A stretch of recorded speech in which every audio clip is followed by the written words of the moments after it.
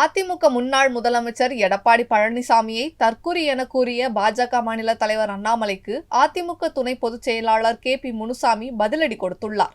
பாரதிய ஜனதா கட்சியுடைய மாநில தலைவர் திரு அண்ணாமலை அந்த தலைமை பொறுப்பேற்று 3 ஆண்டுகள் நிறைவு பெறுகிறது நினைக்கிறேன். இந்த 3 ஆண்டுகளில் அவர் மக்களை சந்திக்கவில்லை, மாறாக ஊடகங்களையும் பத்திரிகைகளும் மட்டும் சந்தித்து அரசியலை நடத்தி கொண்டிருக்கிறார். அப்படி நடத்தி கொண்டிருக்கின்ற திரு அண்ணாமலை அவர்களுடைய கருத்துக்களை இந்த 3 ஆண்டு காலத்தில் சொன்ன கருத்துக்களை நீ பார்ப்பீர்கள் என்று சொன்னால், ஒரு தற்குறி எப்படி பேசுவாரோ அது போலத்தான் அவருடைய ஒவ்வொரு கருத்தும் இருக்கிறது. முன்னுக்கு பின் முரணாக இருந்து கொண்டிருக்கிறது. புரட்சி தலைவி அம்மாவை பற்றி கருத்து சொல்லுகின்ற பொழுது என்னுடைய மனைவி கூட ஆளுமை மிக்கவர் என்று சொன்னவர், கடுமையாக விமர்சனம் செய்தவர். இப்படி முன்னுக்கு பின் முரணாக கருத்துக்களை சொல்லக்கூடிய ஒரு தற்குறி, இந்த தற்குறி ஒரு ஆளுமை மிக்க தலைவரை பற்றி விமர்சனம் செய்வதற்கு எந்த விதமான தார்மீக உரிமையும் இல்லை.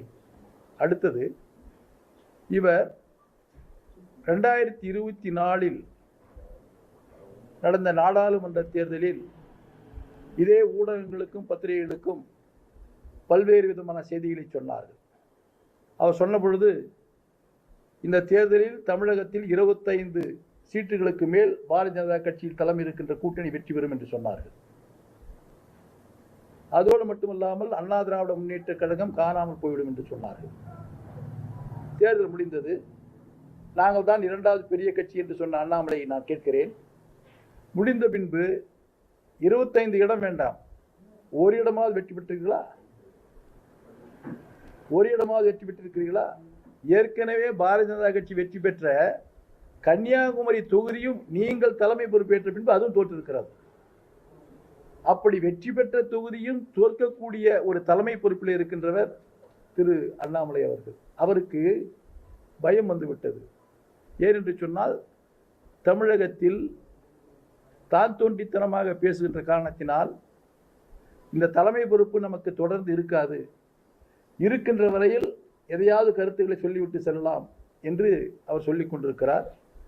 நிச்சயமாக தலைமை உணர்ந்து விரைவில் அவர் இந்த தலைமை பொறுப்பிலிருந்து வெளியேற்றுவார்கள் என்பதை தெரிவித்துக் கொள்கிறேன். அதற்காகத்தான் அவரை எப்படி வெளியேற்றுவது என்று பார்த்து ஏதோ லண்டனுக்கு படிப்பதற்கு செல்கிறேன் என்று சொல்லிக்கொண்டு இங்கே ஏமாற்றிக் கொண்டிருக்கிறார். செய்திகளை உள்ளது உள்ளபடி தெரிந்து கொள்ள ரெஃப்ளெக்ட் நியூஸை சப்ஸ்கிரைப் பண்ணுங்க.